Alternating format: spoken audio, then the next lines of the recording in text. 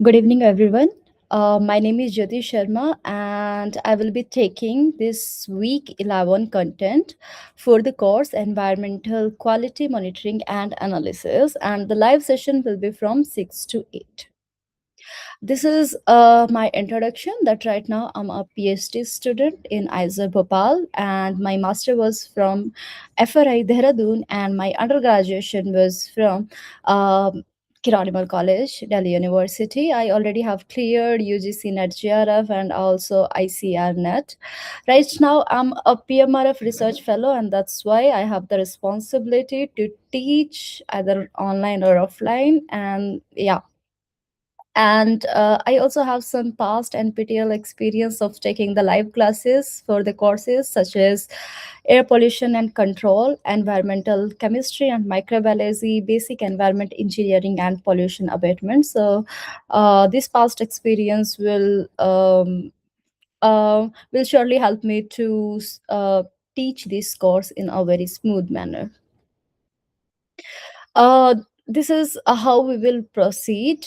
I have a lot of MCQ questions, and among four options, the one option will be correct. And you people are encouraged to write in the chat box, even you can communicate. You can write in the chat box which one is the right answer, and um, please don't afraid if you are thinking like you have some doubt among two option. You can write in chat box because I think the discussion is the one thing that can enhance the knowledge on both sides. So this is kind of win-win situation. You can learn and I can also learn. So this is how we will proceed. This I already have discussed that what we have learned, and because this is week 11, so I'm not taking much time to tell you what we already have learned. So we have learned about environment, what different part or compartment we have in the environment. This we have learned in week 1.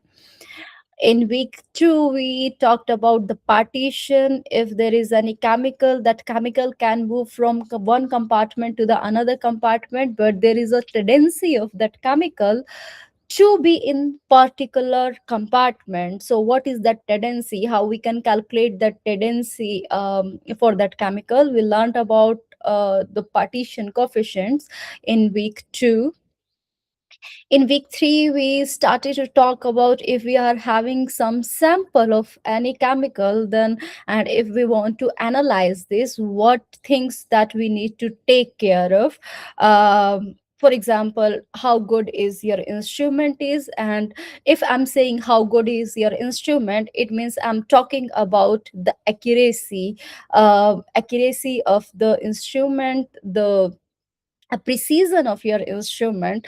So we talked about these things that we need to take care of whenever we are doing any kind of analysis. uh, then we took particular case of organics in water.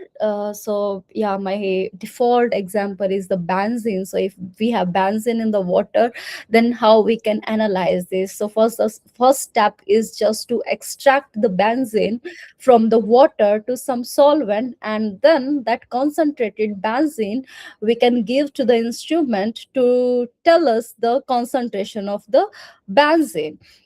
And that's how we can do the back calculation to tell what concentration we have benzene in the environment, let's say in the air or in the water. So we talked about few instruments, for example mass spectrometry and chromatography. We talked about this GCMS to quantify the concentration of organics in water. uh, yeah, so week 5 was just the extension of week 4. So that's what we studied. In week 6, we started with the air and the vapor. So in air we may have a lot of chemicals, and it is different, right? The chemical that we have in the water and chemical that we have in the air, and the principle is little bit same, but yeah, you have to follow different steps to know the concentration of your chemical that we have in the air. So we talked about this as well. Then we started with some mathematical models, because it is important. It is not just that we know the concentration that we have in the air or in the water, but we are also interested to know at some particular distance. So if I'm saying at a distance 1 kilometer the concentration is this much, then if I want to know the concentration at 20 kilometer, let's say, or 15 kilometer, or at the height of 1 kilometer or 2 kilometer, so this is where we exploit the mathematical models. So we learned about the box model in water, how much accumulation, what will be your accumulation rate, what at what rate it will it will leave your river, or it will enter your river. So we talked about this using the box model.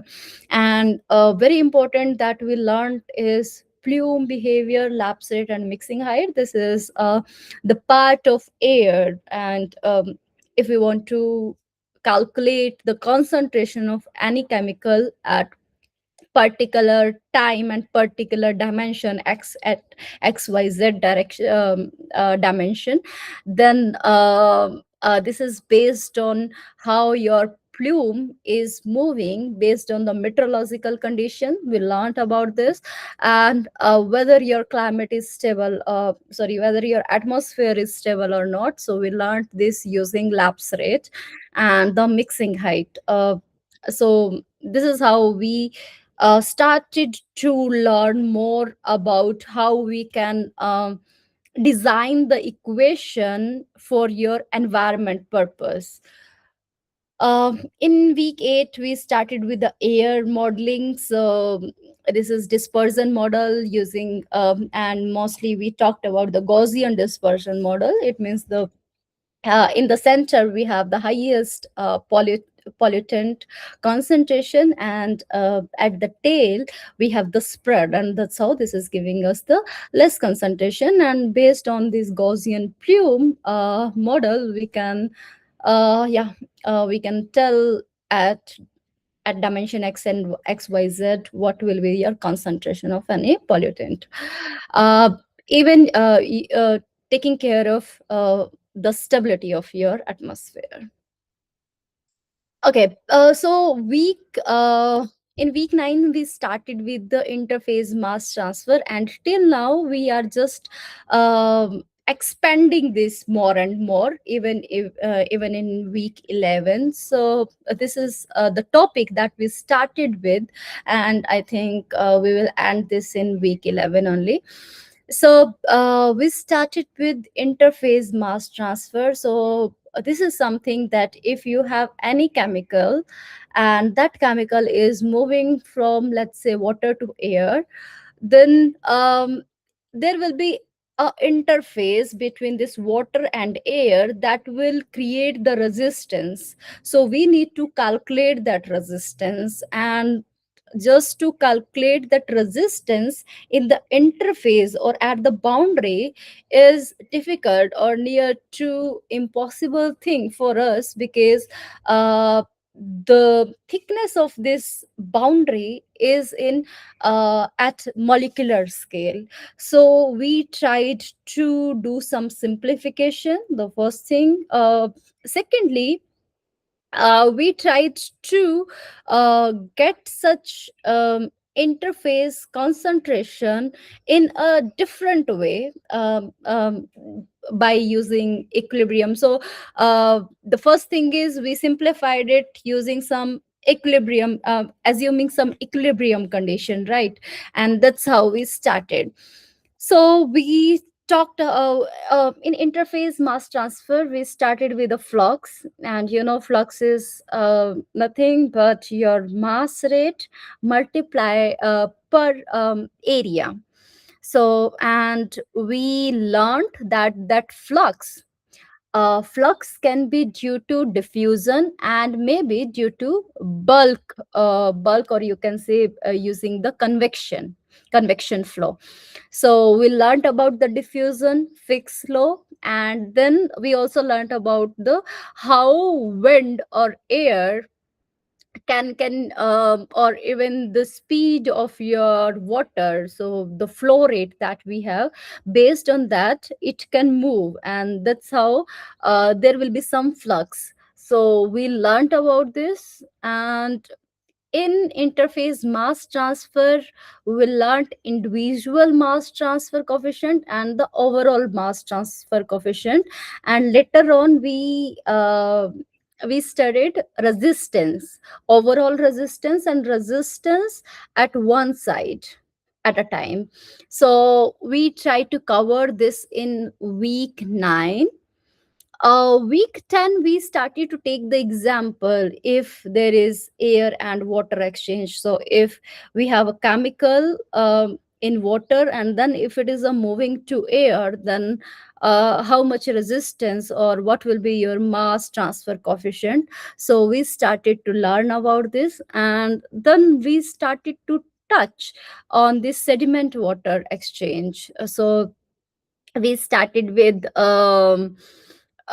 D and APL, that is dense non-aqueous phase liquid. So it is something that if you have oil and this oil is spilling over the ocean, but if it is a dense, then it will go inside the ocean and it will be resting on the sediment. Okay, so this is the condition that you have sediment, you have water, and you have your pure form of the chemical. And there will be exchange of this chemical in water and also in sediment. So in week 11, we will extend this part, sediment water exchange. Last week we started with sediment. I think few examples are left that we will cover today. So this we will cover today in week 11. So week 11 is the application of interface mass transfer, contamination of sediment. As I gave you example, we have D and APL, and that D and PL um, will be on the sediment, and above that sediment we have the water. So this is sediment water interface that we have.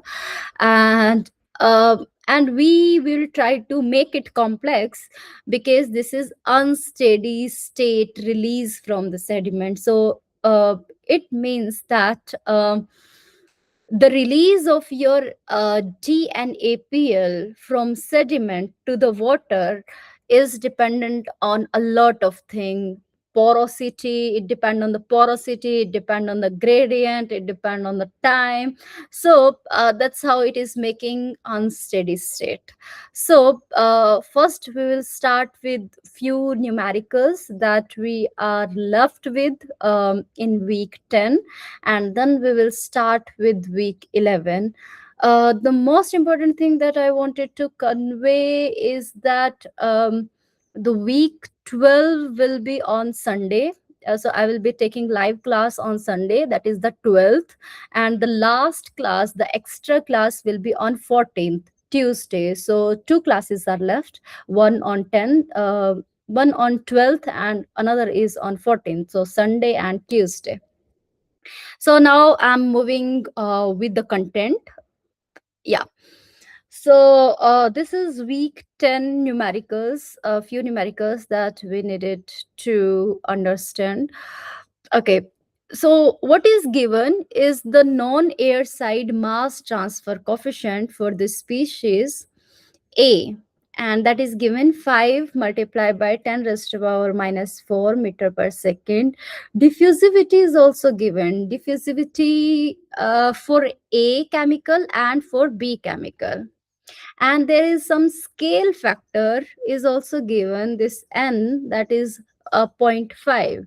And if I need to calculate uh, the mass transfer coefficient for species B, so how you will calculate? This is simply the ratio that, or the scale factor that we have to follow. So this is something that your mass transfer coefficient of A is directly proportional to diffusivity of A, right? So it means what I can say is Ka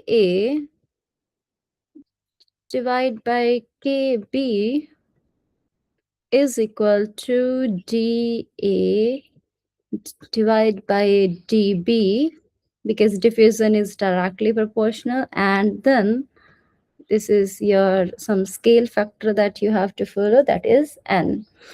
So this is the way that we can solve such kind of question. So if we need to calculate kb, so this kb will be equal to ka multiplied by dp upon dA,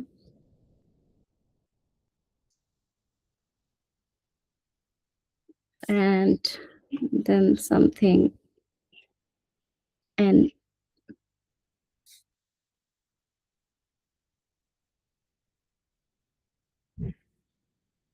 So this is how you can solve. Um, I'm not putting the values because I just wanted to give you the formula how we can solve. Yeah. So the right answer will be 1 multiplied by 10 raised to power minus 3 meter per second. And yeah, this is the same way how we can solve. So this, just keep in mind that your mass transfer coefficient, the mass will be transferred more if we have more diffusion, right? So this is directly proportional, and then we should have this n scale factor that we need to take care, and that's how we can solve such kind of question. Okay, I already have given you the formula, how much resistance we will have in the air side, and this is given 1 by capital K. So this is overall overall resistance that we have. This one, overall resistance in the air side, Ka1 is equal to 1 by small Ka1 plus H divided by Ka2. And I already have given mass transfer coefficient, mass transfer coefficient in air, that is 8 multiplied by 10 raised to power minus 4. Ka2 in the water, 4 multiplied by 10 raised to power minus 4, and the Henry constant, that is zero point 0.1. So if such is the case, then if I want to calculate overall air side resistance, then uh, how I can calculate? So I already have given the formula, right? So this is not now difficult. Yeah. B answer is the right one. Yeah. Okay. Now, if I'm giving the same values, but I want to know the overall water side resistance.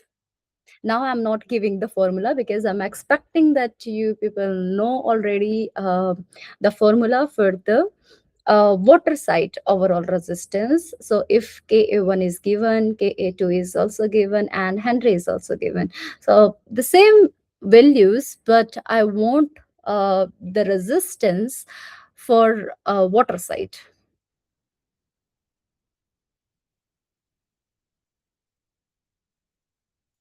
So the what will be the formula? This is Ka2 is equal to 1 by small k A2 plus 1 by H.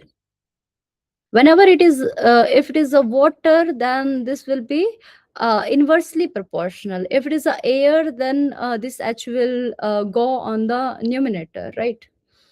And this K A1. So this is the formula that we have to calculate the overall water side resistance. Yeah, A answer will be the right one. So A is the right answer. I think you can calculate this in a nicer way. Okay, so I have four statement and you have to tell which one is the true. Diffusion depends on absolute chemical potential, not its gradient. Diffusion stop when chemical potential is uniform. Diffusion is zero whenever chemical potential is zero at one point. Diffusion is impossible in real system.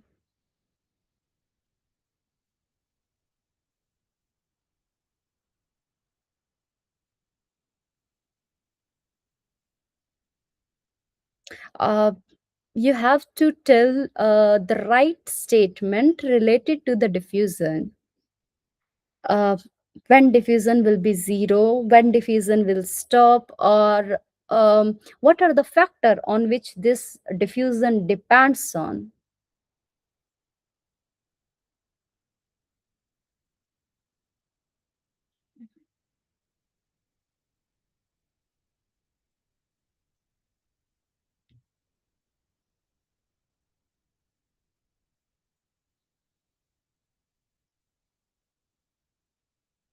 So our diffusion, if you remember, our diffusion is um,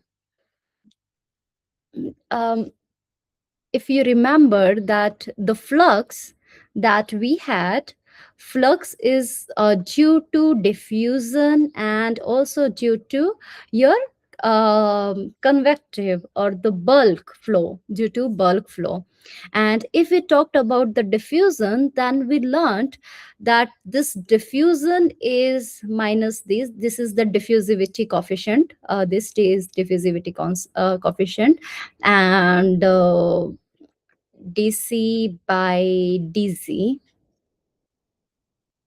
So or you can say this is your concentration 1 minus concentration 2, and z1 minus, let's say, z2.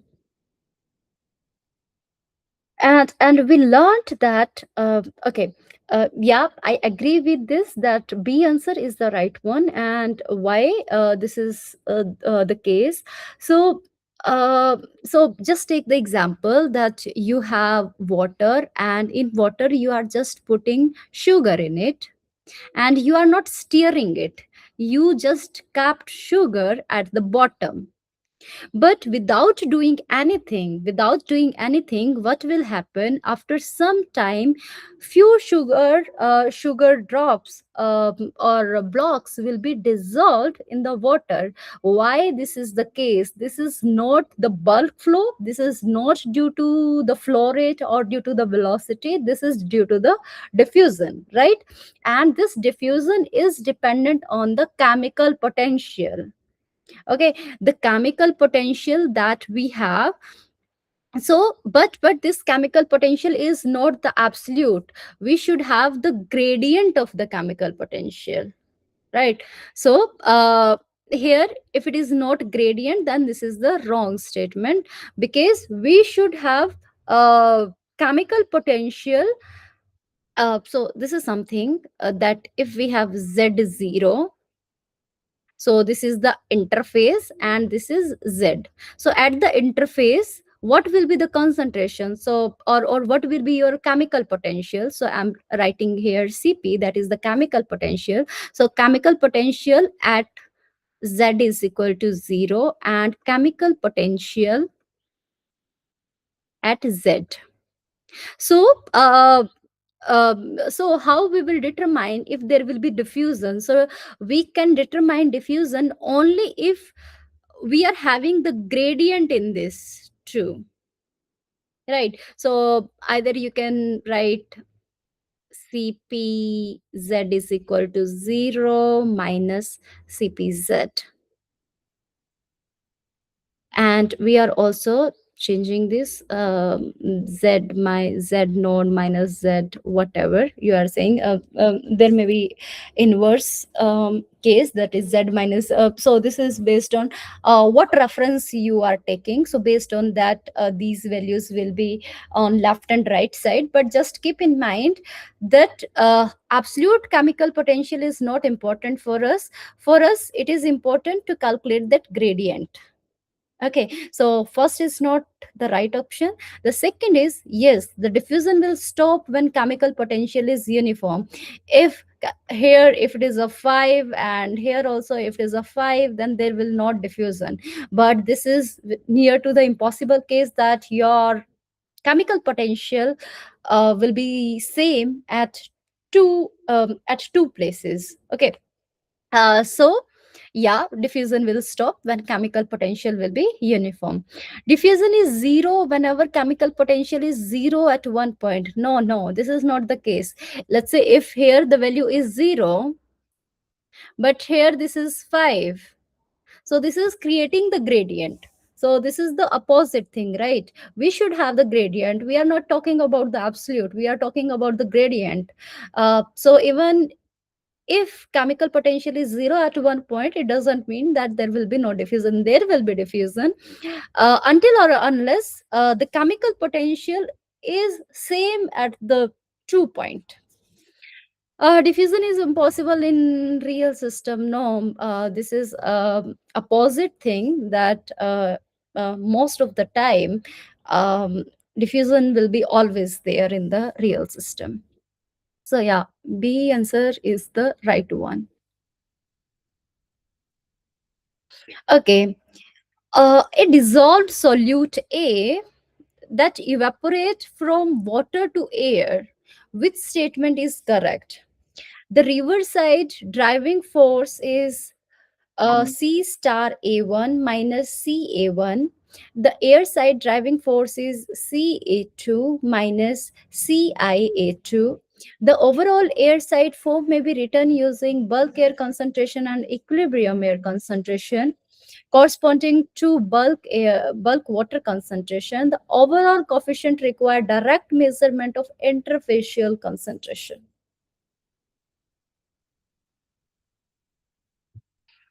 Actually, it is yeah, easy option that you can select. And just keep in mind, this is, let's say, water, this is air, and if some chemical is moving from here to here, and this is your interface, right?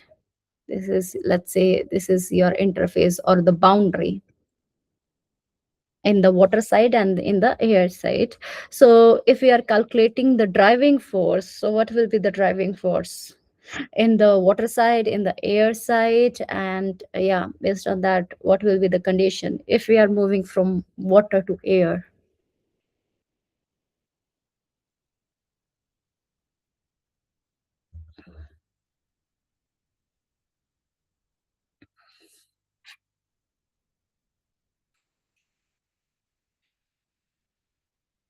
Yeah, C is the right answer. And a very easy uh, hint that we have is the we have here, where is my pen?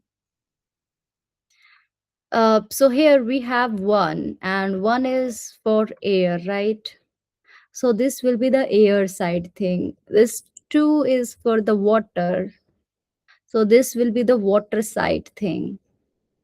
And that's how this A and B are not the right answer. Now we are left with C and D. If I'm reading D option, overall coefficient require direct measure of interfacial concentration. We already have talked a lot that we can't direct measure the interfacial concentration because the thickness of your interface is at the molecular scale. So we can't measure the concentration at the molecular scale. So we have to do something else. we have to simplify, we have to create some assumptions.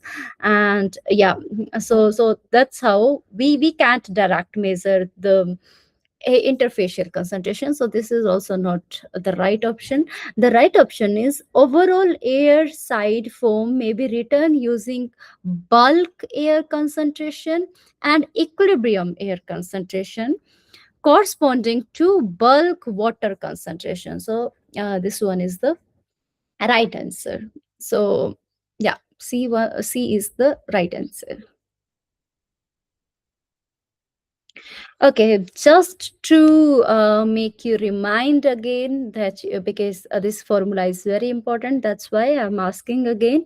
The overall resistance on the water side, and we have four options here.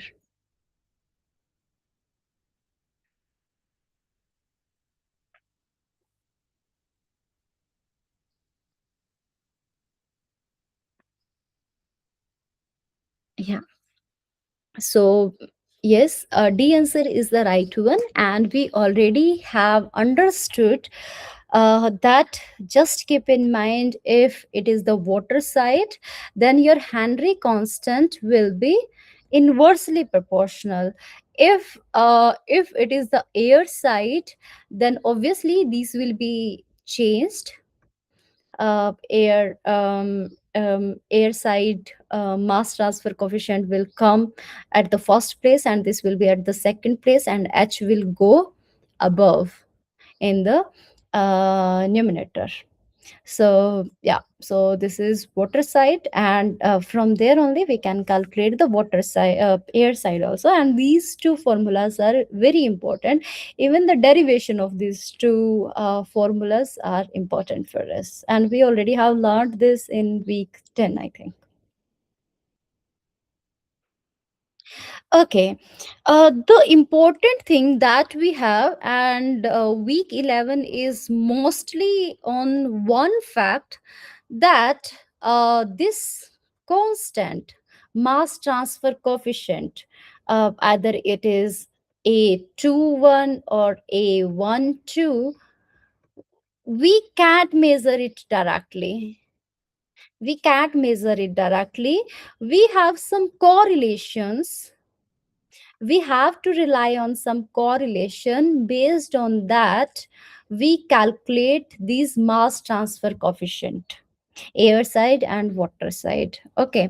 And these correlation, the parameters may be whatever important parameter that we may have. Based on that, we will have the established correlation equation, and if we are putting values into that equation, then we will get the mass transfer coefficient for the air side and for the water side, right? So in that situation, what we have is, we have lake, right? We have lake, and with length and height ratio is less than 50, and the liquid phase correlation is also given, that is Ka2n is equal to 0.094 v square, and v is the velocity, that is 10 meter per second. So can you calculate the mass transfer coefficient for the for the water side? So again, I'm not telling you to find out the formula. I'm already giving you the formula. So, and just keep in mind, you have to keep this in mind, that if we have the lake, and the lake, the ratio of your length and height is less than 50, then you can easily find out the mass transfer coefficient of water side using that simple correlation, and that correlation is related to the velocity. So can you calculate it?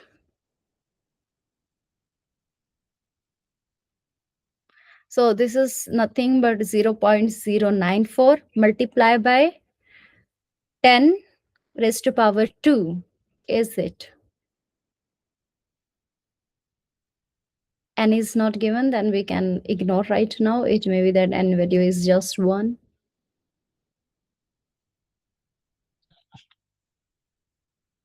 So this will be zero. Yeah, one thing that you have to keep in mind that your velocity here, it is given meter per second, but the values here are centimeter per hour. Okay, the one thing that is important to note here is that your values are in centimeter per hour. Yeah, first thing. The second thing is that this value 0.094, right now this is dimensionless, but it is carrying a lot of dimension in it.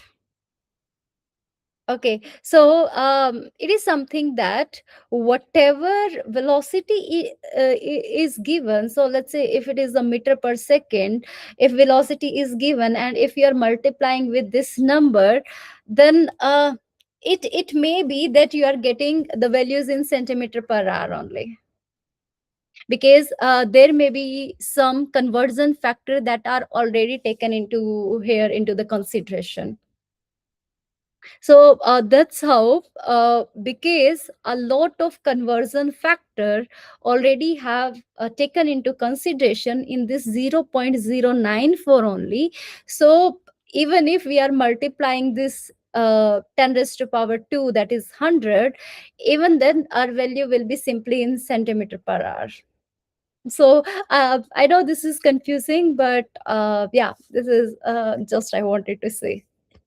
So please don't yeah, this is little confusing, but please don't confuse, because a lot of conversion factor already and a lot of dimension is already is present within this dimensionless number, that is 0.094. So um, it may be right that you are giving me 9.4 meter per second, but exactly it is not the right, because conversion factors are already in it that we should mention, but mostly it is not mentioned. So that's why the answer will be 0.94. Yeah. Okay. If the concentration that is changing with the time is equal to minus k a rho, uh, then what is the solution? Linear decay, exponential decay, quadratic decay, or the constant?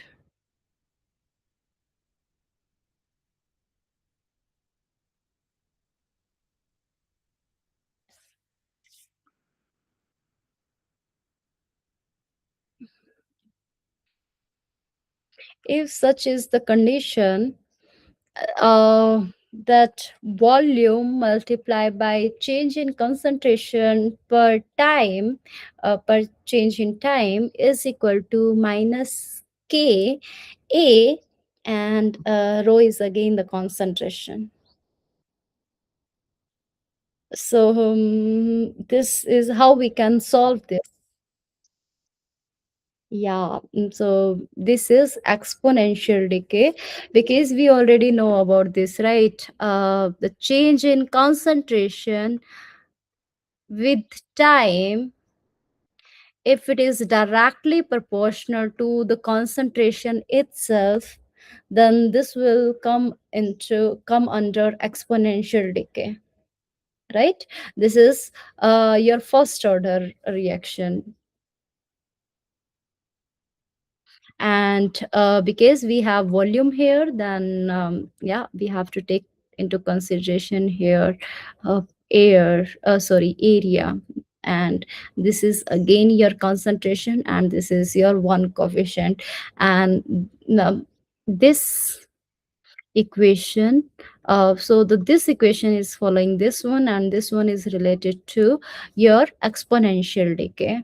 So if there is some question related to such kind of exponential decay equation, so I think you people can solve this. I think I have one numerical based on this. Okay, a lake contains a dissolved chemical A at concentration 25 mg per liter. Henry constant for A is given, that is 0.02, that is dimensionless. Background air concentration is negligible. What is the equilibrium concentration of A in air? This is related to your air water partition coefficient, and you can say the Henry constant, right? Based on your Henry constant, you can easily solve this.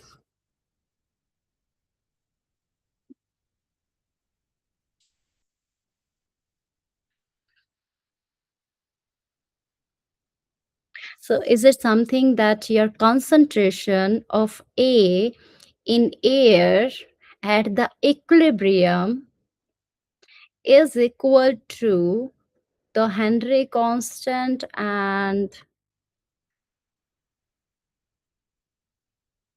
concentration of A in water? If such is the condition, then we can solve this. But one thing that you have to keep in mind, that this is in liter and your options are in meter cube.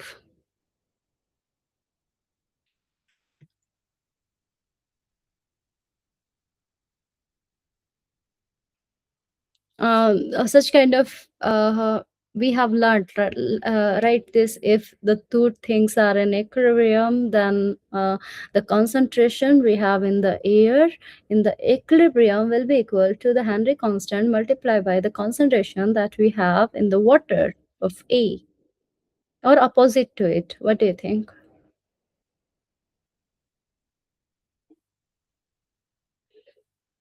So first, the first thing that you have to do is you have to change this 25 mg per liter to mg per meter cube. And what we know, let me see, yeah, B is the right answer. So first we want to change. So can you tell me 1000 liter will be equal to what?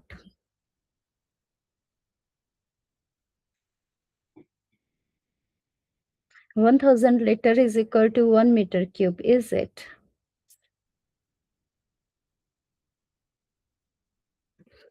So based on that, we can calculate easily. And yeah, so first what we are doing is we are changing it into mg liter to meter cube. So this will be 25,000. And then we know, if the concentration is in equilibrium in water and air, then uh, the relation will have one coefficient, that is the Henry coefficient. And if we are putting this, then we are getting the values. Okay, very simple and same type of question we already have solved. Here, the water side mass transfer coefficient is given, air side mass transfer is also given, Henry constant is also given, and what you need to tell is the overall water side mass transfer coefficient, or you can say the resistance. So, what will be the value? So what we have learned is 1 by capital K A2 is equal to 1 by small k A2 1 plus 1 by k A1 2. And because this is water, right, this is water, then this will be inversely proportional, so H. So this is how we can solve this question. And A answer will be the right one. You can solve it later, but yeah, there are few steps that you have to follow. And yeah. So the question that I told you, if change in concentration per time with time is directly proportional to the concentration itself, then this is giving you the exponential decay, right? Uh, then and if I'm giving volume, if I'm giving a area, if I'm giving K1 A2, then can you calculate the decay constant K?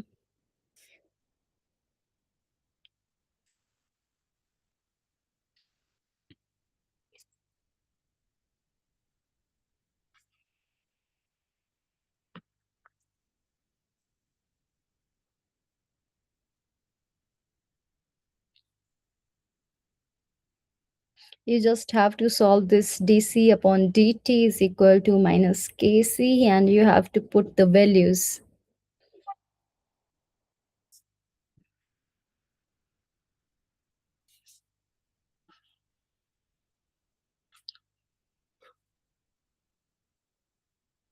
So let me tell you. So here, this K, that is the mass transfer coefficient, the simple formula is you have overall mass transfer coefficient, and you have to multiply this with A, divide by volume, and that's how you will get the value.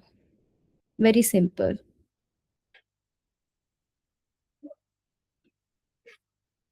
Okay. Here, the molecular weight of chemical species A and chemical species B, that is 164, are given, and your mass transfer coefficient for Kb is also given, that is 5 kilometer per hour. You need to calculate Ka using n is equal to 1 by 2. Now, the one thing that is very important to know is your mass transfer coefficient, either it is directly or indirectly proportional to the molecular weight. If we have more molecular weight, it means there will be more resistance. Is it? It means the mass transfer coefficient will be less for the molecular weight that are more or higher. Is it?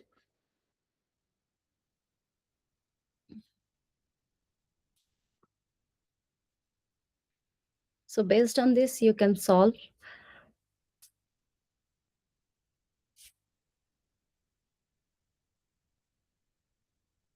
So let me just give you the formula. So this six, this one, this is molecular weight B. So this is molecular weight B divide by molecular weight A, Ka is equal to Kb, and then N.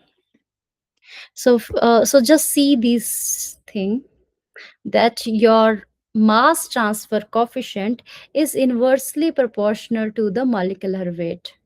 Whenever we have more molecular weight, then this is difficult for us to transfer its mass from one point to the another point. So it is inversely proportional, and that's how we can solve this.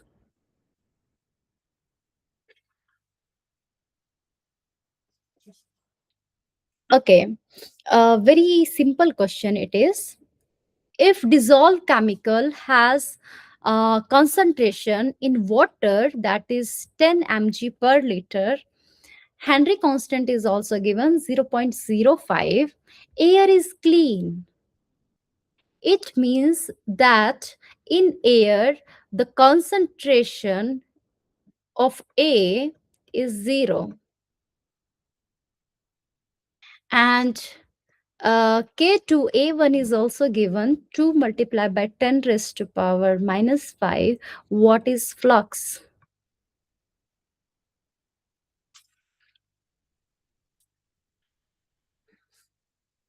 The two things that you have to take into consideration, the first thing is you have to establish the equilibrium uh, to because here it is air, right?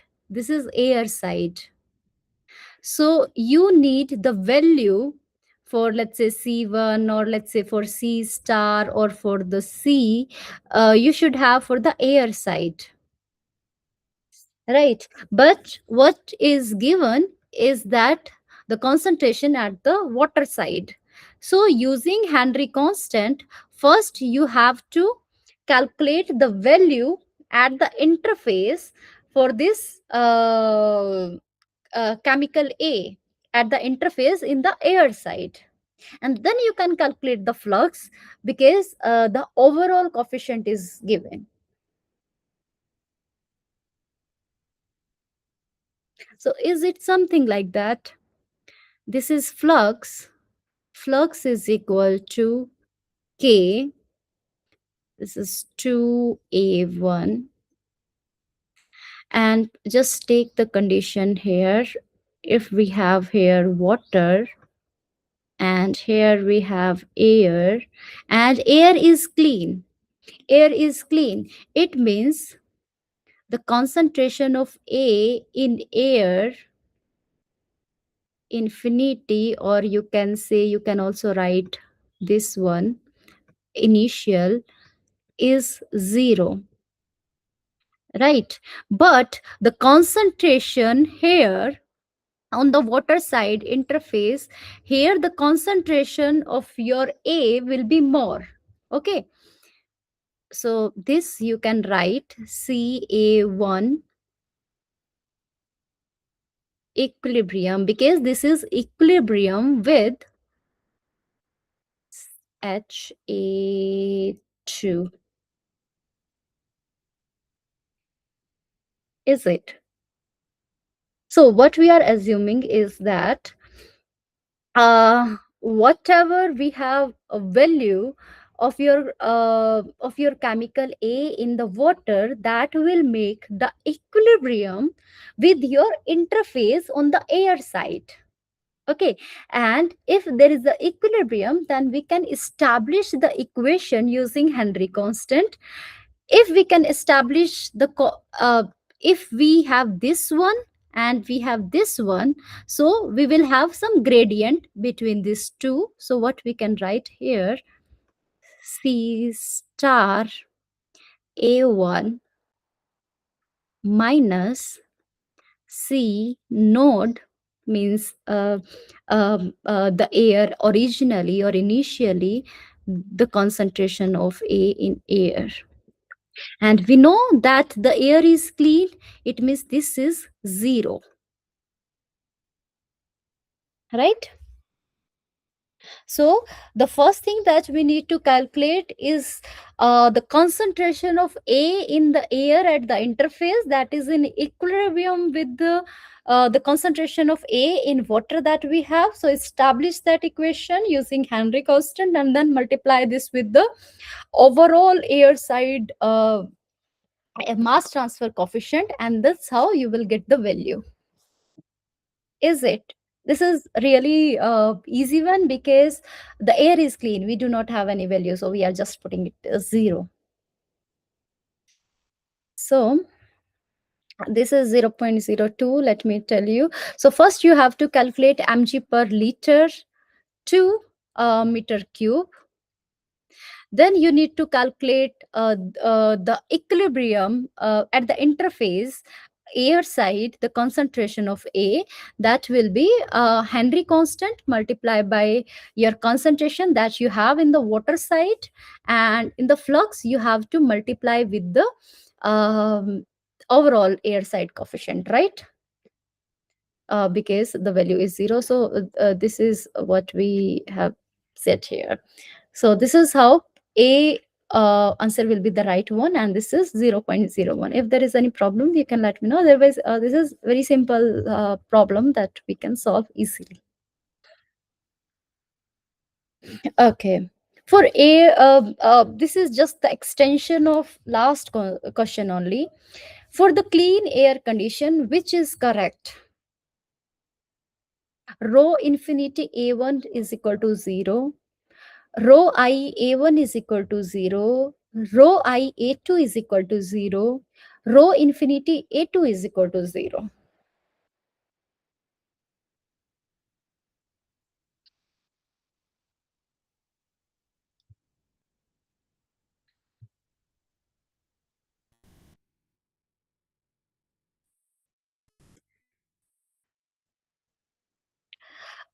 B answer is not the right one. Okay, let me tell you again. This is your water side and this is your air side, right? So you have some concentration, and you have pollutant, let's say A.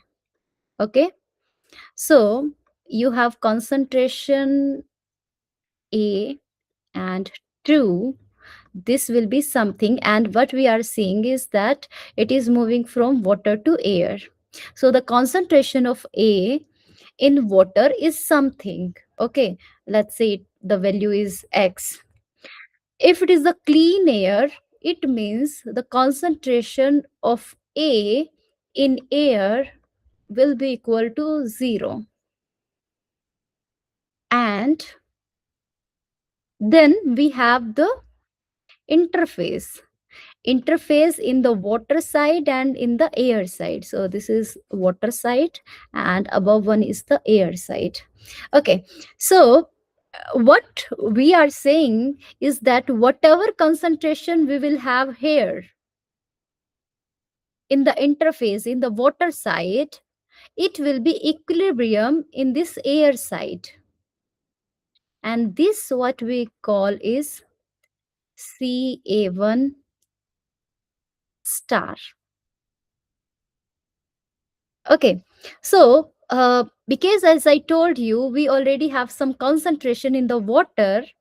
That concentration we will go to the water side interface, and it will go to the air side interface, and then it will go to your clean air. So initially for the clean air it is okay. So for the interface we use I. For the interface we use I. Okay, and because X is moving from one interface to the another interface, it means there will be some concentration of A at your interface. But if we are saying that at the clean air, if we have the clean air, it means in the air we do not have A, right? So if we are saying here I, that is the interface at the air side and water side, we can't say it is 0.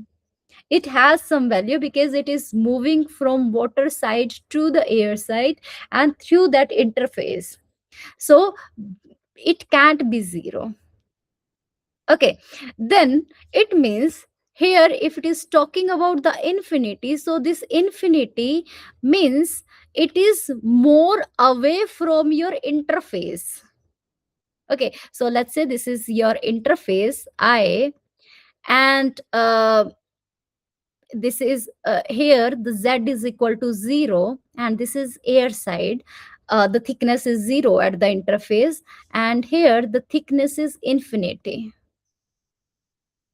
So this is how, that's why in the air uh, we wrote C1, but we can also write this as infinity A1, because this is away, very much away from your interface. And I told you, if your air is very much away from interface, or the point where you are measuring is very much away from your interface, and that air is clean, it means you do not have concentration of A in that clean air.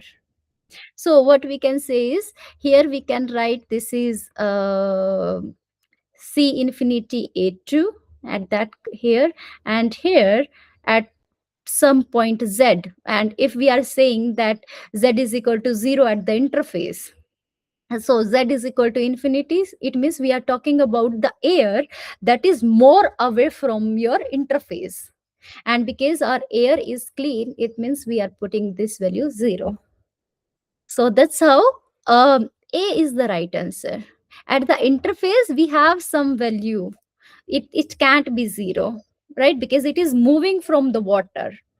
But what we are saying is that the air that we have, that is more away from the interface.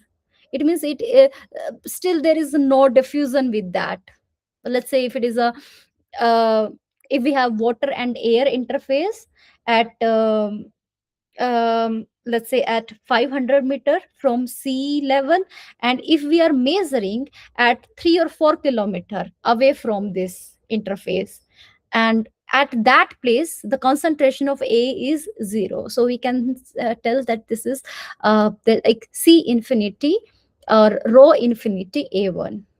Okay, so that's how A is the right answer. And based on that only we can like we can simplify and we can simplify and we can solve the question easily. Okay, again same type of question. In the overall liquid side mass transfer, because here it is K2, liquid side mass transfer expression, what does rho star A2 represent? Actual concentration of solute at the interface in liquid, equilibrium liquid concentration corresponding to bulk gas concentration, maximum possible concentration in pure solute phase, bulk liquid concentration.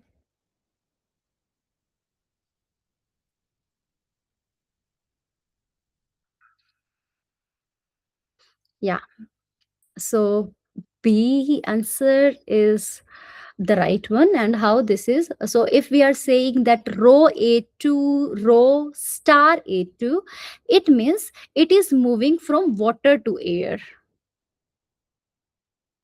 Why how we can say that it is moving from water to air? Because the water, the concentration of A in water is more as comparison. That's why we are creating this is always high and this is lower concentration, right? And here what we can see that this equilibrium, rho equilibrium A2, so this is representing our I interface A2, and this interface is with the rho I A1, right? So this is making the equilibrium condition with the interface in the air side. And if and how we can say it is moving from water, because rho A2 is more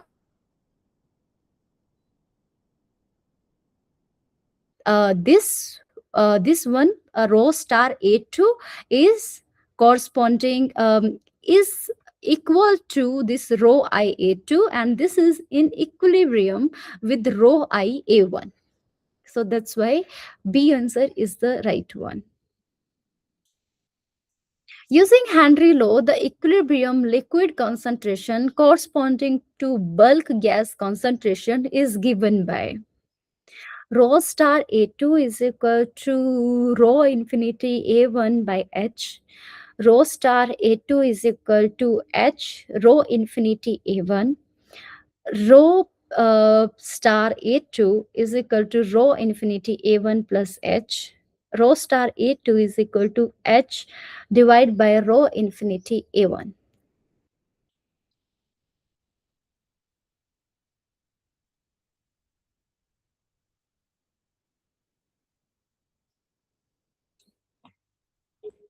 This is little opposite, right?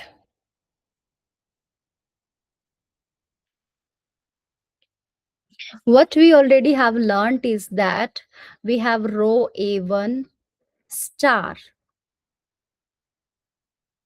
is equal to Henry constant rho A2. This we have learned in Henry law. But what if we want rho A2 star? Then what will be the condition?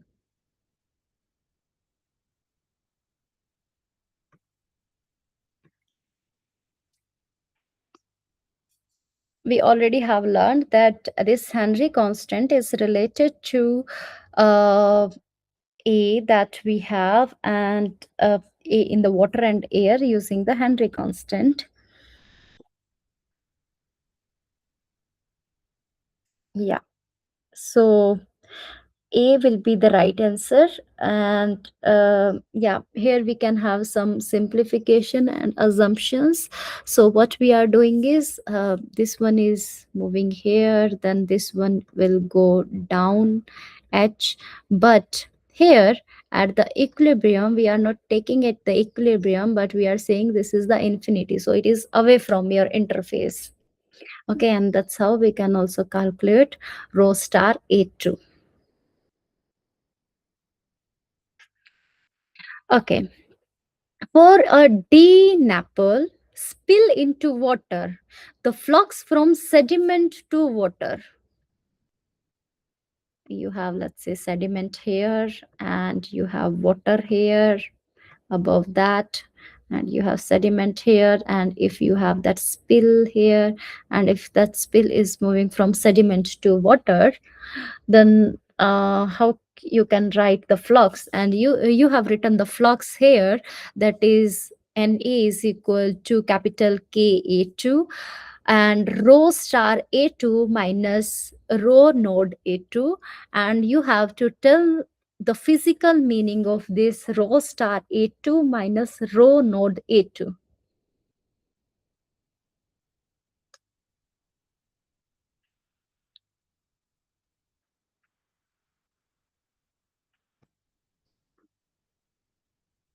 So again, this is a very simple thing that let's say again, this is water and this is your sediment, and from sediment to water it is moving, and you have interface here, that is I interface, and here also this is I interface. Okay, no, A answer, I'm little doubt with the A answer, because here it is star. So star means something. So okay. So what we are calculating? So we are calculating the flux, water side flux, because this is A2. And what we are saying that here we have interface, right?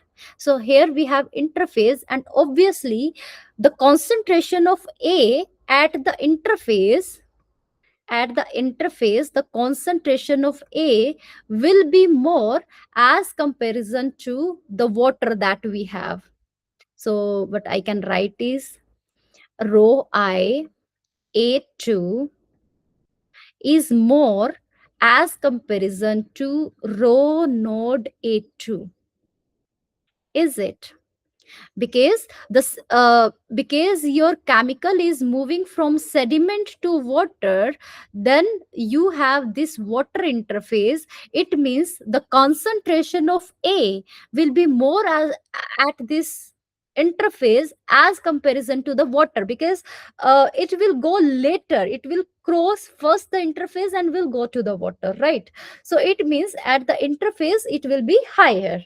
Okay, so this is the case. First, this is the case, and the value should be Na is equal to Ka2, Ka2, and here we should write rho I A2 minus rho A2 node, right? This should be the real equation. But we are not writing here I, but here we are writing the star. So star means what?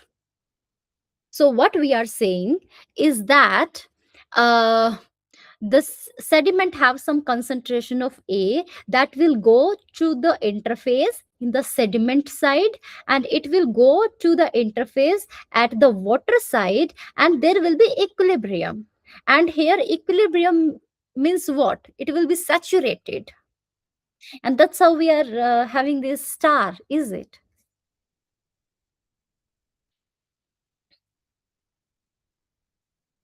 So what we are saying here is that this is the water that is away from the interface, and that's how you can also write this node, or you can also write this infinity. So the concentration of A in water that is away from the interface. But at the interface, in place of I, you are using this star. It means it is in equilibrium with the interface that we have in the sediment side. It means it is making, so it is the highest concentration that we may have in the water, because it is coming from the sediment. So uh, highest concentration means we are talking about the equilibrium, we are talking about the saturation. So that's why B answer is the right one. uh, Interface and bulk concentration, uh, it would be correct if there was not the star, but there should be I. But if we are removing this I to the star, it means we are talking about the equilibrium and we are talking about the saturation. So that's why B is the right answer. Which statements which statement is correct for D Napper dissolution? Driving force is equal to bulk minus solubility. This is just the writing part of the last question. Driving force is equal to solubility minus bulk. Driving force is equal to interface minus air. Driving force is equal to air minus water. The equation that we had in the last question, we are just putting that equation into the words.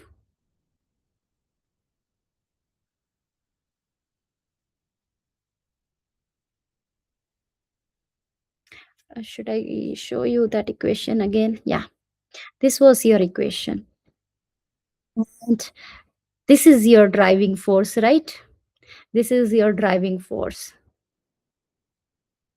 And this that we can write here 1 by Ka2, this is your resistance, right? So your driving force is rho star A2 minus rho node A2. What it is showing? And as I told you, star means what?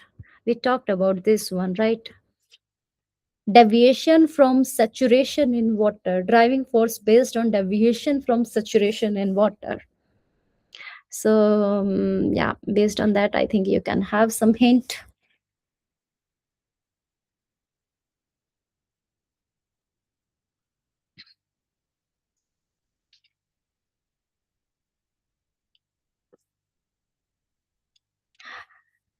Okay, again, let me show you. Uh, this star means saturation. This star means equilibrium. This star means saturation. And saturation is nothing but the solubility, right?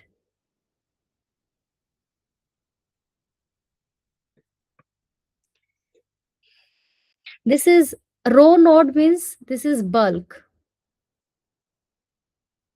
There is no any equilibrium, no any solubility, dissolvability, nothing. This is bulk. So based on that, driving force is equal to what?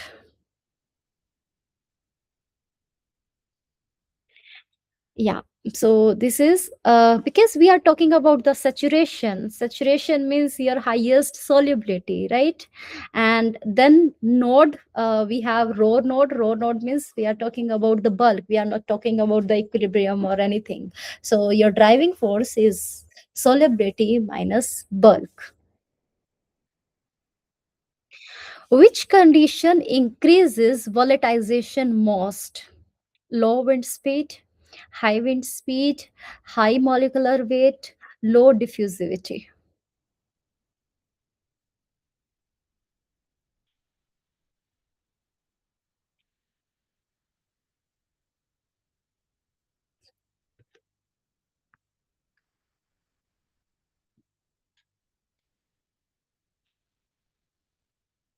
Volatilization will be more when is that condition. So if you are spraying the perfume, if you are spraying the perfume, then this perfume will go into the air and will spread. And yeah, so perfume was water, and then it will convert into your aerosol or air, you can say. And it is depend on what: low wind speed, high wind speed, high molecular weight, low diffusivity. Volatilization. If diffusivity is low, then there will be low volatilization, is it? More diffusion, more spread, more volatilization, more gradient concentration, more gradient we will have. Volatilization will reduce if diffusivity is low.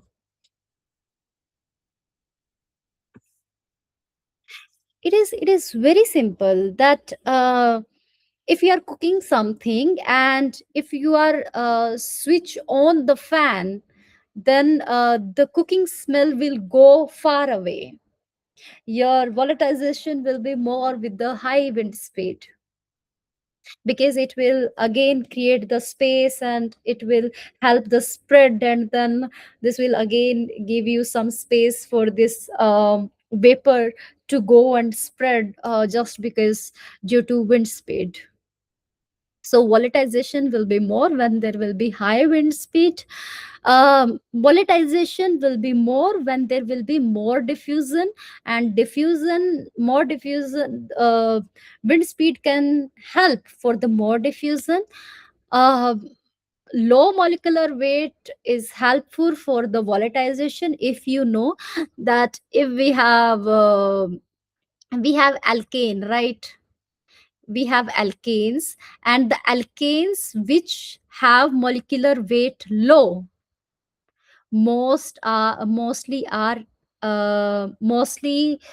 in vapor in nature, or you can say not vapor, the gaseous in nature.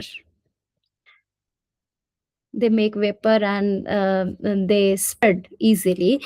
For the alkane which have the molecular weight high, that are mostly in liquid and in the liquid and in the solid phase. So it means that low molecular weight, that will be gaseous in nature. The chemical will be gaseous in nature. If it is the gaseous in nature, then there will be high volatilization. But here, this is high molecular weight. High molecular weight means it will be liquid or in solid state, and the volatilization will be less. So this is not the right answer, because this is opposite, this is opposite, this is opposite. This is just the correct answer. Okay. Now we are moving to the week 11 content. Actually, we already have made the base, and yeah. And so this week 11 is mostly based on sediment water. We talked a little bit about this sediment and water interface. The first thing. The second thing is your mass transfer coefficient, that is the small k, and this small k is depend on the correlation that we have learned, and more question we will have. So just to find out this mass transfer coefficient, we should have some correlation, and the universal coefficient that we have given is this one,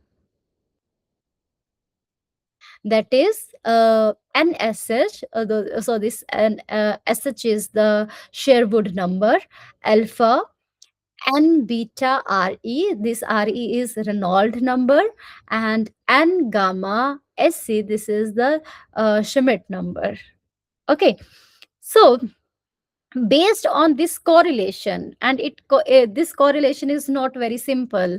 In Sherwood number also have some formula, this Renault number also have some formula, Schmidt number is also have some formula, and based on this correlation we can calculate mass transfer coefficient.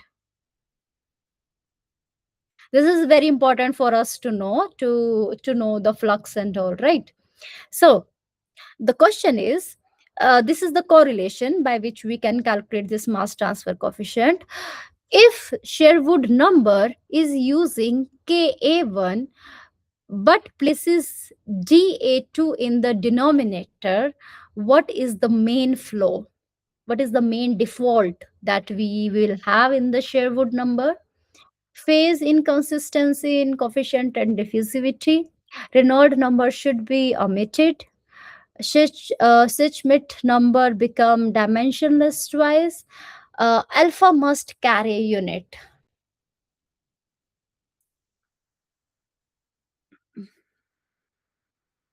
Yeah. So A is the right answer. Why A is the right answer? First, we have to know what is this Sherwood number. And in Sherwood number, these two terms are important, K and D, because from that only we will calculate this K, right?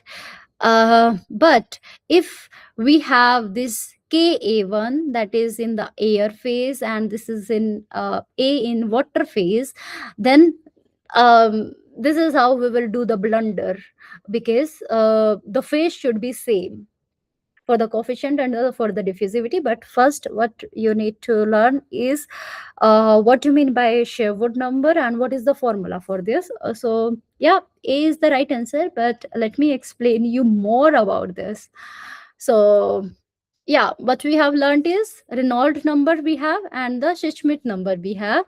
This Reynolds number is for the flow effects, just remember this, and the Schmidt number is for the fluid properties.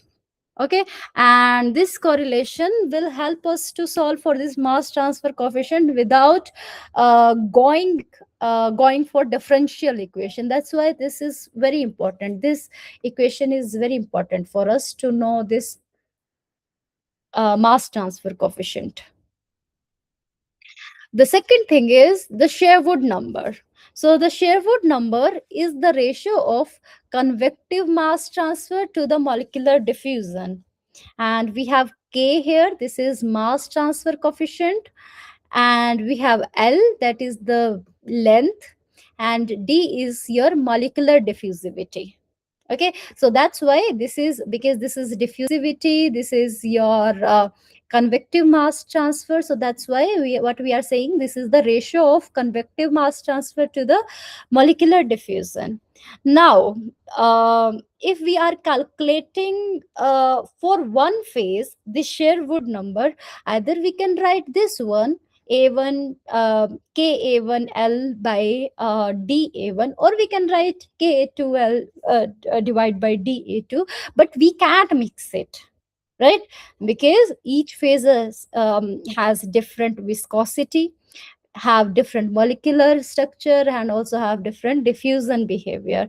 So we can't combine A1 and A2 together into the Sherwood number, and this will create inconsistency. Okay, the next question is on the Reynolds number. You learned about the formula for the Sherwood number, right? Now, for external mass transfer over a flat plate, the Reynolds number is based on plate length L.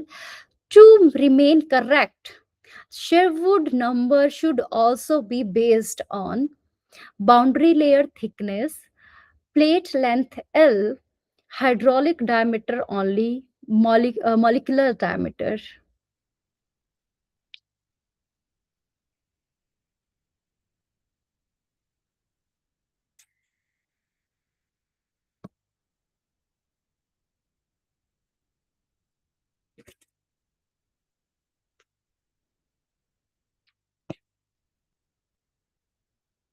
So, in the Sherwood number, what we learned is Sherwood number is this Ka1L divide by Da1, and this L is characteristics length.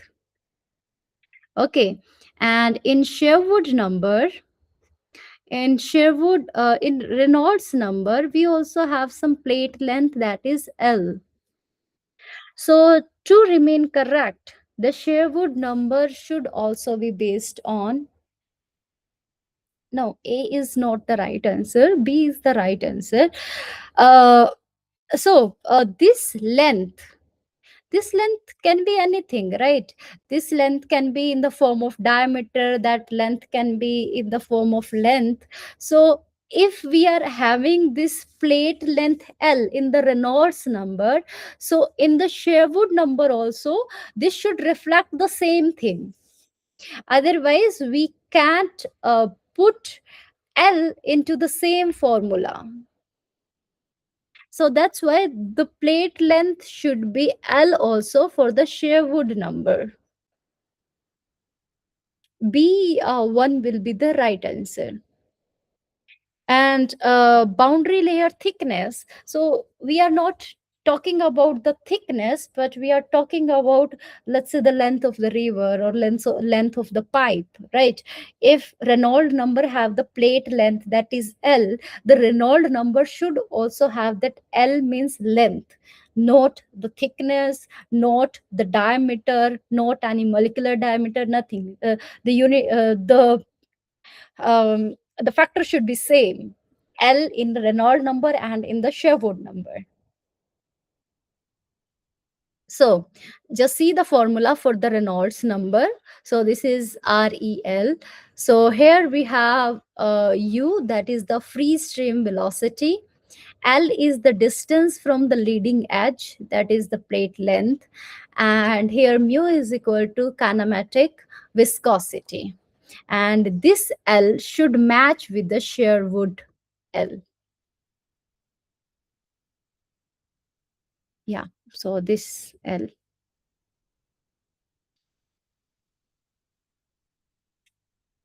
Okay. What physical meaning best matches the Sherwood number? Ratio of inertia to pressure forces, ratio of viscous to buoyancy forces, ratio of convective to diffusive mass transport, ratio of thermal to concentration boundary layer thickness. We already have learnt about this Sherwood number, right? So the Sherwood number is K L by D. So this D is for the diffusion. So this is diffusive mass transfer. And this KL, this is showing you the convective mass transfer. Right. And that's why, yeah, C answer is the right one. The ratio of convective to diffusive mass transfer. Yeah, we already have learned this. Okay, the third number that we had in the correlation was the Schmidt number. So this Schmidt number is equal to mu divide by rho dA. Best represent as what? Ratio of mass diffusivity to viscosity, ratio of inertia to viscosity, ratio of convection to diffusion, ratio of kinematic viscosity to mass diffusion. Yeah. So D answer is the right one. So what we are saying is this mu divide by rho, this is nothing but this is kinematic viscosity, that we can refer it like mu. So we can write this mu by dA. So this is your kinematic viscosity and divide by your mass diffusivity. And yeah, so what it is showing is the ratio. So for example, if you have two uh, chemical that have different viscosity, viscosity, and based on that viscosity there will be some movement or the diffusion. Due to the viscosity there will be some velocity that we will have, divide by uh, the mass diffusion. So that is based on the Sedgwick number, and that's why viscosity is very important for us to know about this mass transfer coefficient, right? So the first one is the momentum diffusion. So you just need to learn about these two things. So this kinematic viscosity is giving you the momentum, right? So you have two diffusion. The one is momentum diffusion and another is the mass diffusion. And this momentum diffusion is due to viscosity. Okay, so this is something that because of the viscosity, there will be movement. Okay, there will be some diffusion, and so this is momentum diffusion. And due to the concentration gradient, there will be mass diffusion. Okay, and here the property will be diffusivity. So you have two type of diffusion: the momentum diffusion and the mass diffusion here. Uh, yeah. So we already have talked about this. This is your viscosity, right? So kinematic viscosity, this is your kinematic viscosity that represent how fast momentum spread in the fluid. And dA, that is the mass diffusivity, that represent how fast a species spread by molecular diffusion. So based on that, the value that you have, if your Sedgwick number is more than 1, it means your momentum diffuse much faster than your mass. If it is less than 1, your mass diffuse faster than the momentum, and if it is 1, then it is both have the similar rate. Okay, if only fluid velocity increases while other all fluid property and geometry remains unchanged, what statement is most directly correct? Reynolds number increases, Sedgwick number increases, diffusivity must decrease, Sherwood number become constant. What I'm saying is that just the velocity is increasing, all other properties, geometry, everything is unchanged. So where the change will happen?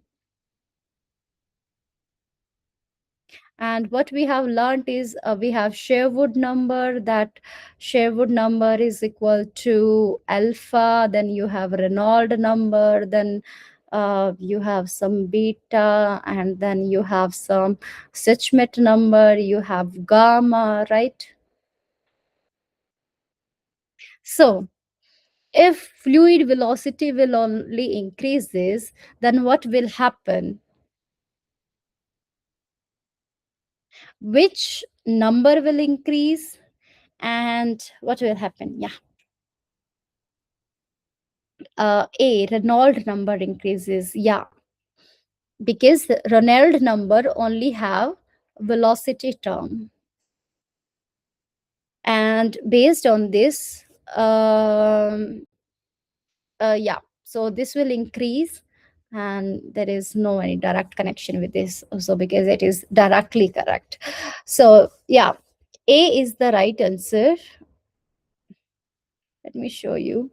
So Reynolds number, we already have understood that this is rho u. So rho u is the fluid velocity, L is the characteristics length, and this is your viscosity something. And we already have learned this is your Sedgwick number. Sedgwick number do not have that velocity, so your Reynolds number has the velocity. And then this Sherwood number depend on the Reynolds number, so this can't be constant, right? So that's why A answer was the most correct answer. So what we are saying is that, see, we have lake, we have river.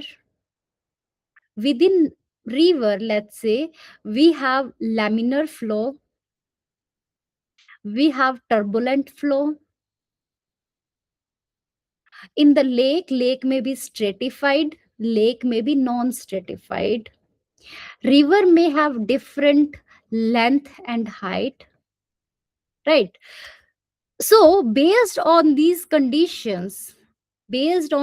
different condition, your mass transfer coefficient will be different, and that's why the correlation equations, your correlation equations will be different for each of these cases, will be different for each of these cases.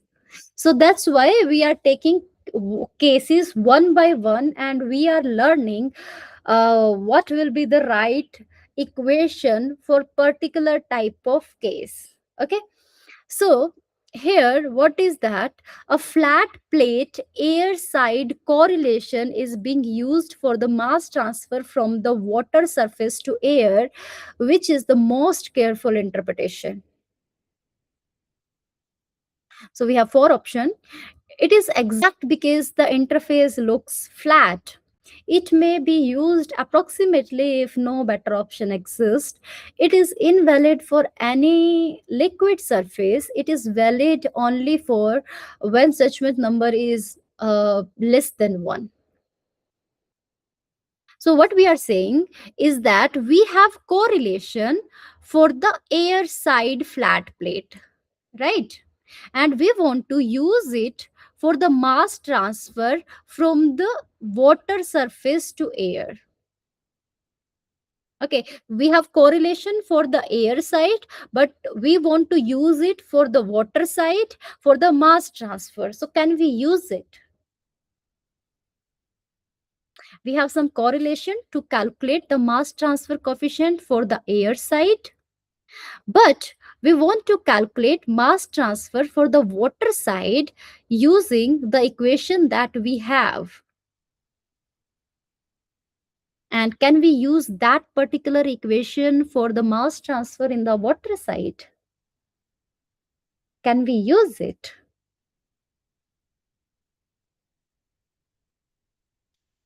It is exact because the interface looks flat. No, it is not exact because we are changing the phase. So it can't be exact.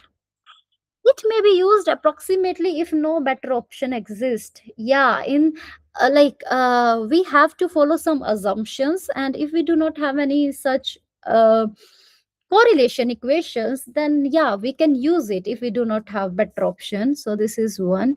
It is invalid for any liquid surface. No, we can make it valid if we do not have anything, right? So something is better than nothing, right? So this is again not the right, and Sedgwick number doesn't have that really like the interpretation is not really related to the Sedgwick number, so this is also not the right. So yeah, we can use it, but we should follow some assumption because this flat plate, this flat plate is solid, right? This flat plate is solid, and we are having this solid to air, and in that condition what we are saying is water to air. So this solid will be solid and water have different property than solid, because we can but in some cases we can relate them. uh, for example, we can't compress the water, let's say, right? So in that condition we can use that correlation for the water to air surface. So I have some interpretation for that. So for the laminar flow, just see the equations. Now we are having particular equations.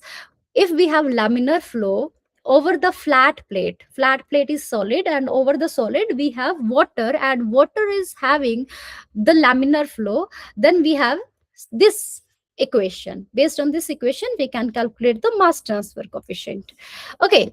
And we already have the Sherwood number, Reynolds number, and the Schmidt number. Now,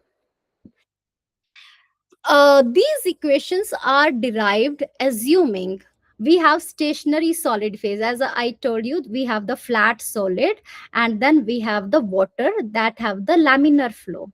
And then we are calculating this mass transfer coefficient in the first case. So here what we are assuming is that this flat plate is stationary solid. There is no any slip condition at the wall, and we also have well defined boundary layer development, and we have the smooth geometry.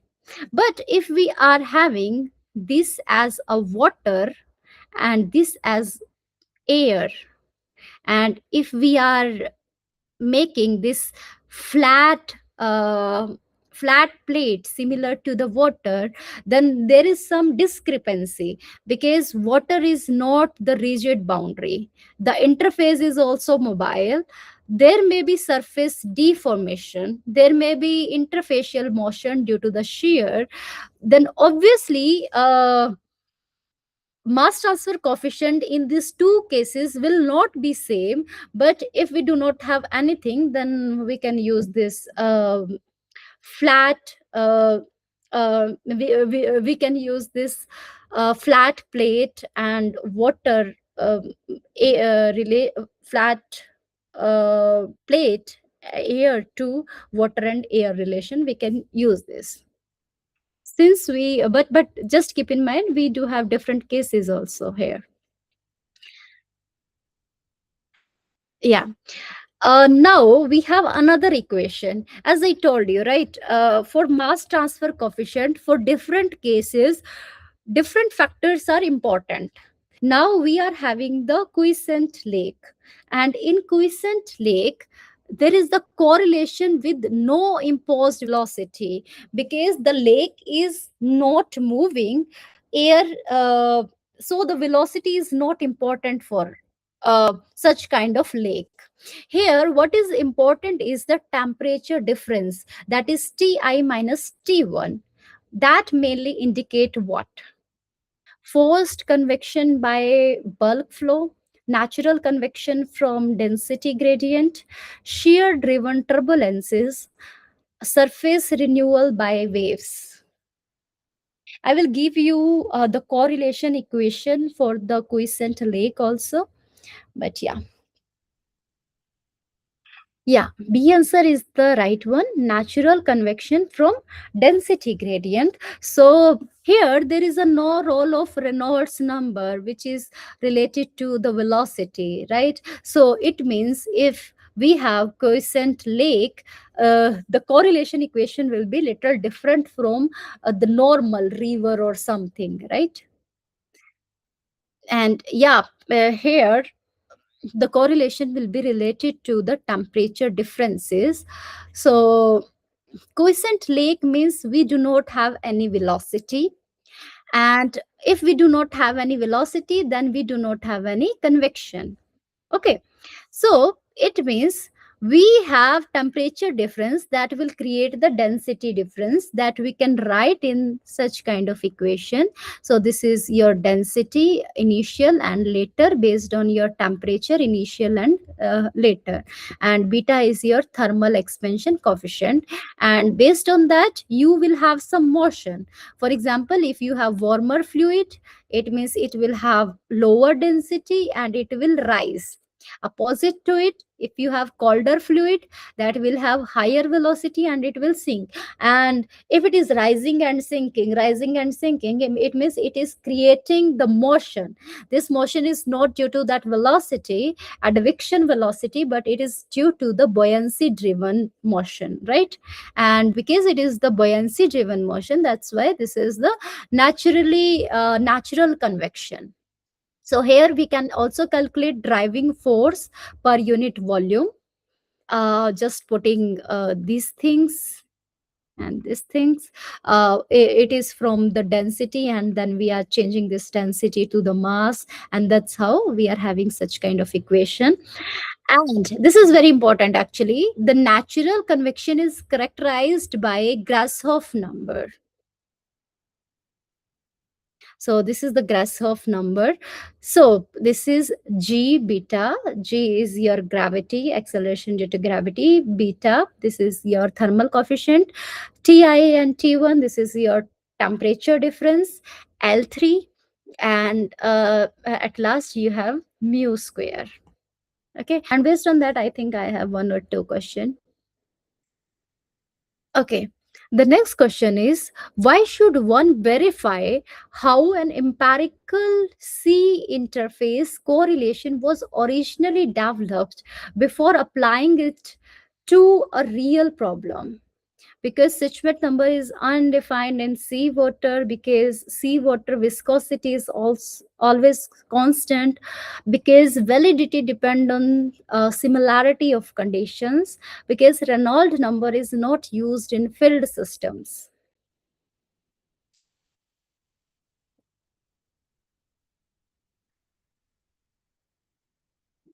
So if we develop some correlation, but we have to verify this. We can develop this in the room or in the laboratory, right, in any room, using some theoretical things, but we have to apply it to the real problem before applying it for the practical use. Why?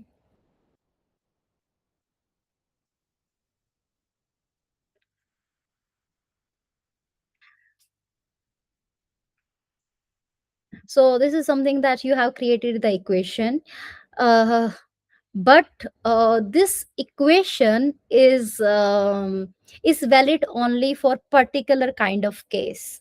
Okay, so you have to see, if you have developed some equation, then what are the cases in which we can use that equation? Very simple, right? So, for example, some correlation are just for the river, some equation are just for the lake, and even in the river, some equations are for particular range of length or height. So it means, even if we are even if we are writing some empirical correlation, we first have to see in what condition, what are the cases for which it is developed. And that's why we have to verify or validate it on the similar type of condition before applying to the real problem, is it? So this is something that we have developed some empirical C interface correlation. And if we have created it for some case, we will develop that kind of case in the real life, and then we will try to calculate and validate it whether whatever we have developed for that particular case is right or not in the real situation. Okay, before applying it to the uh, from experimental to real situation. So that's why C is the right answer. Yeah, so I think you can read this. So empirical correlation are not the universal laws. They are obtained by fitting your experimental data under specific condition only. So that condition can be anything. So let's say this is your sea air mass transfer correlation, or your gas transfer is K proportional to UM. Here U is your wind velocity. So your Renault number and Sediment number can be very different, and that's why it will be different for the laminar and turbulent flow, your smooth and wavy interface. So the same correlation we can't apply for the different kind of cases. So we have developed it empirically, then we have to validate it using some experimental setup before going to the real problem. That's what the question wanted to ask. Yeah, this is the same thing. If wind speed over the sea increases and another variable remain unchanged, the most like immediate effect on the water side coefficient is it decreases because drag falls, it remain unchanged, it changes only if the solute is volatile, it increases because interfacial shear rises.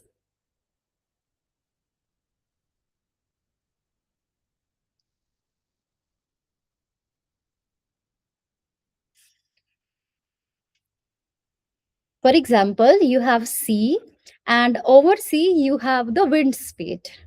Okay, and another variables you are keeping unchanged.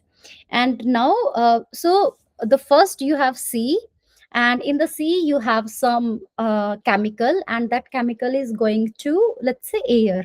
Okay, and then you had some coefficient, water side coefficient.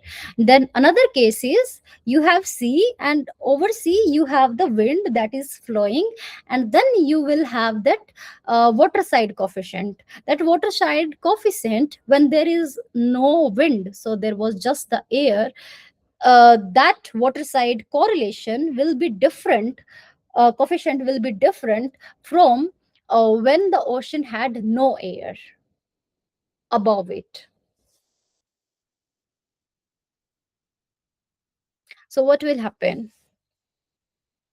So what I'm saying is that if you have C here and here you have air, and if some chemical A is moving from C to air, and this is the first condition, and you have some here um, boundary, and in the boundary you have your mass transfer coefficient K.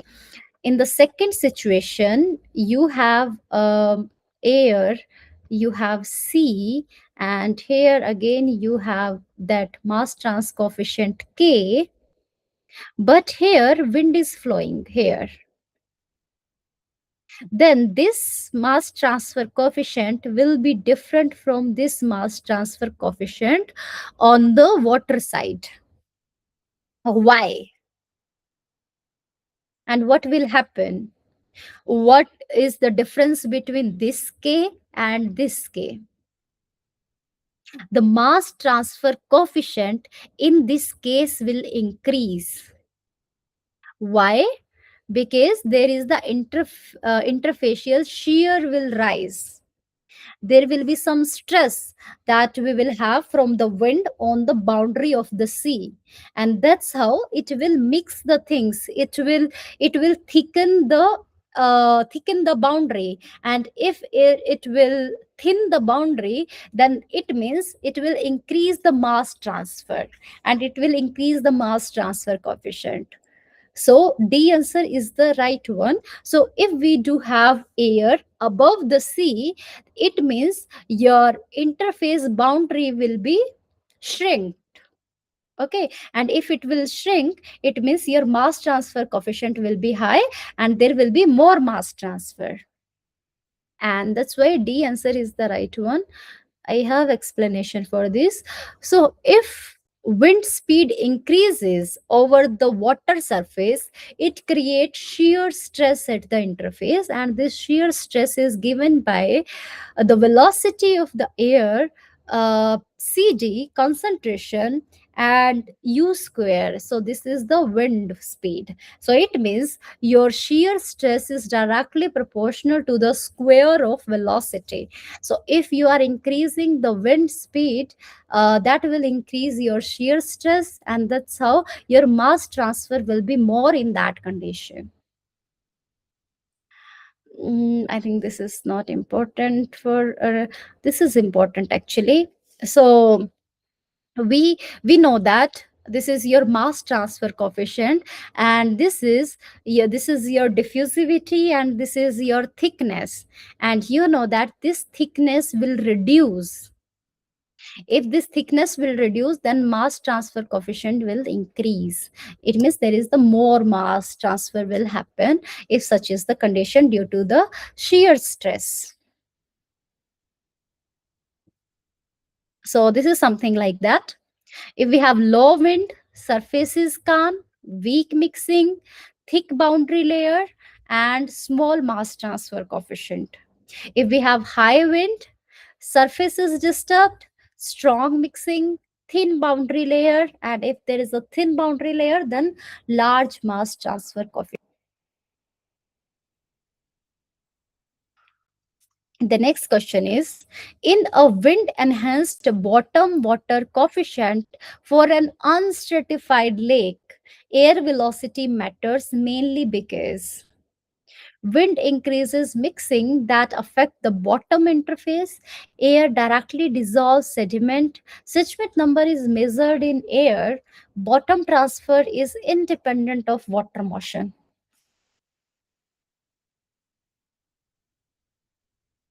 So if you have unstratified lake, it means this is your lake and this is your air, and you have velocity here of the wind. So wind is moving, and this is unstratified. Means in unstratified we can say that this is like everywhere the concentration is same. Concentration of A is same because this is unstratified. So the wind velocity matter mainly because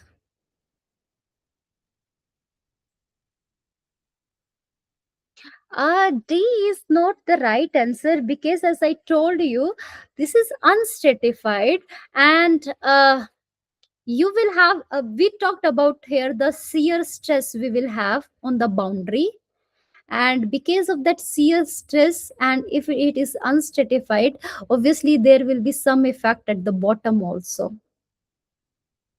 There will surely some effect on the bottom.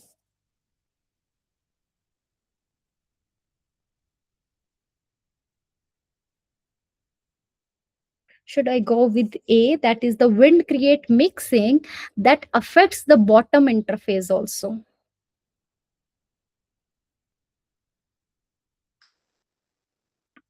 So let me give you some explanation here. So we already have learned that this is your uh, shear, interfacial shear, right? Wind shear. Wind shear is depend on your U square. So this shear produce turbulence in the upper water layer. In an unstratified lake, there is no density barrier to stop this motion. Obviously, this motion will start from the top, but because this is unstratified, there is no any density barrier. It means in the unstratified lake, the motion can go at the bottom also. So, because lake is unstratified, no stable density gradient exists. Turbulent energy can penetrate deeper. So, the wind driven turbulence is transmitted downward and can reach the bottom. Right? Okay. We talked about this Grashof number, right? For natural convection. So, for natural convection, around and on bottom chemical globule, the characteristic length in the Grashof number is typically the water depth, globule diameter, stream width, wind fetch.